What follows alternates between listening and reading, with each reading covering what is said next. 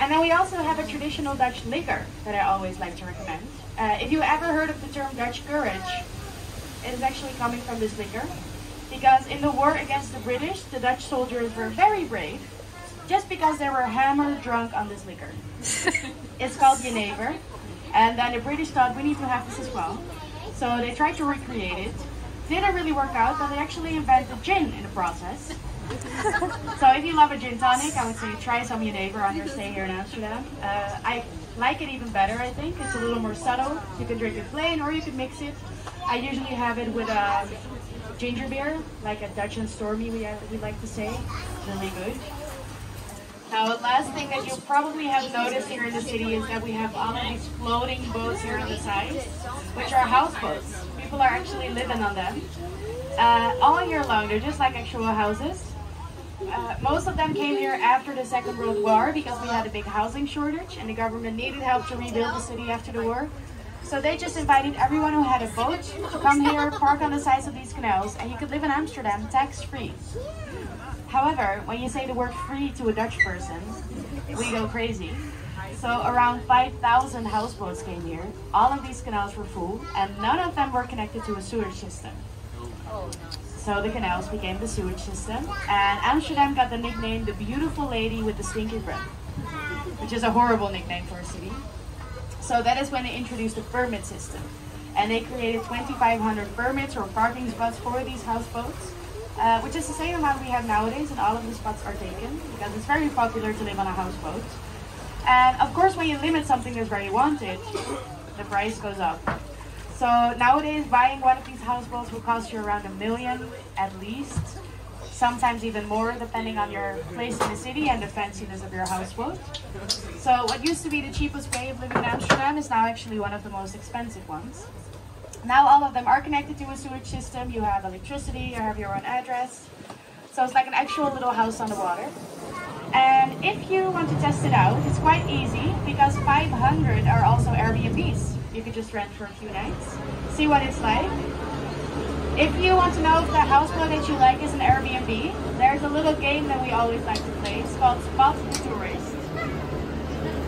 The only thing you have to do is just wave at the people inside. If they are very happy to see you and they wave back, definitely tourists.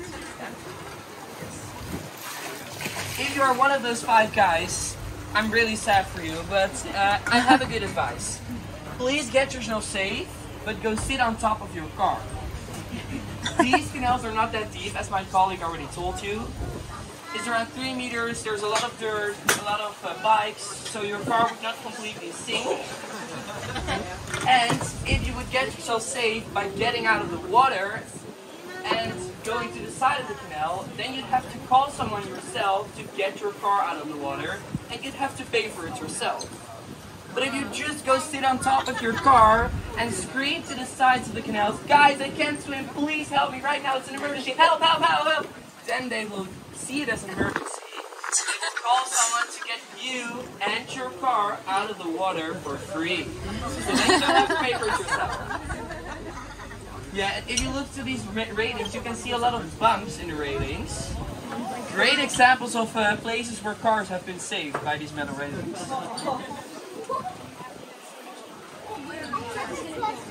Yeah.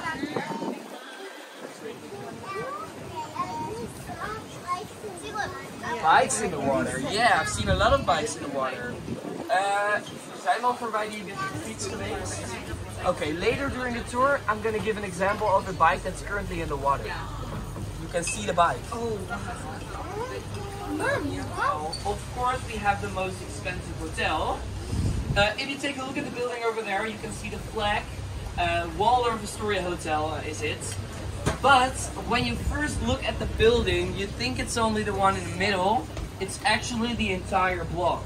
Starting with the white building over here, ending 6 buildings down. And does any of you stay over here?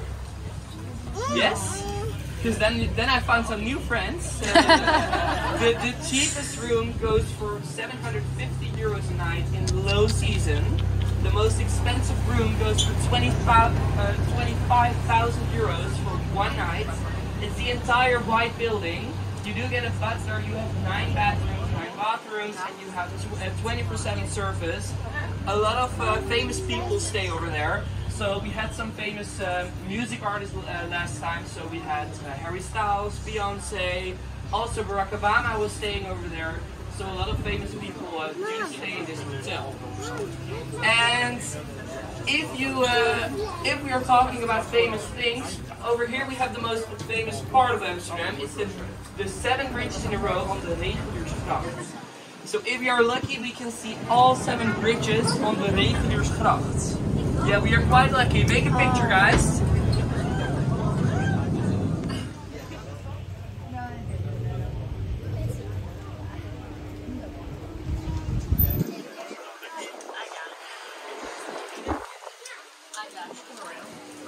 Yeah, don't worry if you haven't made a good picture yet. It's the most Googled picture of Amsterdam, so we just online.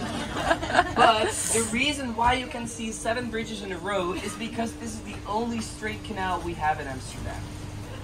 And the name of it is Reguliersgracht, which can be really hard to pronounce for you guys because it has a lot of the L and the sounds.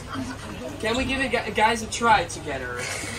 Yeah, Reguliersgracht. I'm gonna do it very slowly first and then we can do it together, yeah? Okay. Reguliersgracht. Okay, one more time. Reguliersgracht. Okay, now you all together.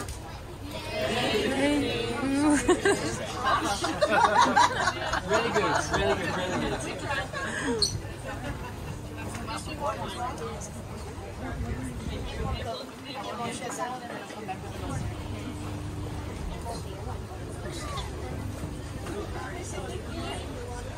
A car in the water. Well, someone is currently asking me about the cars in the water. And do you see these metal railings on the sides of the canals? Yeah. These were placed by the insurance companies to protect the cars from driving into the water. On this side, over there, when you look at those cars, you can't see those metal railings. That's because those cars are parallel parked. On this side, if people would forget their hand lock and they would start their car, then they would drive into the water. And it happened a lot back in the days. So that's why the insurance companies decided to pay for these metal railings, because it would cost them way too much money to insure all the cars that we have in the water. But still it happens sometimes that a car ends up in the water. So I do have to say we are not very good with meals, but we are just great at snacks. So we have the savory bitterballen. You can get them at any restaurant as an appetizer. Then we of course have the stroopwafels. 2 very thin cookies mashed together with caramel syrup on the inside. Pancakes, of course, the Dutch pancakes. My favorite are poffertjes, which are these tiny, tiny ones with powdered sugar and butter. Really good.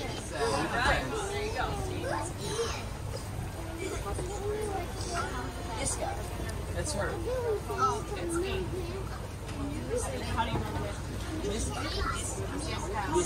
It's like Jessica, but the Dutch version. Yes. Okay. Yeah, and if you want to, you can take the cards to your home.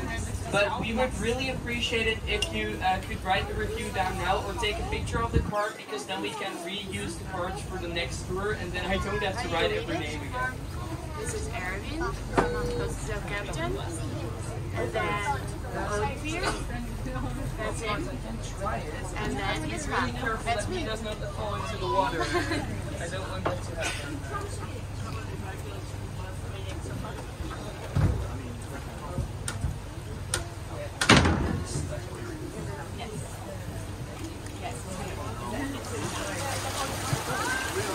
So be careful.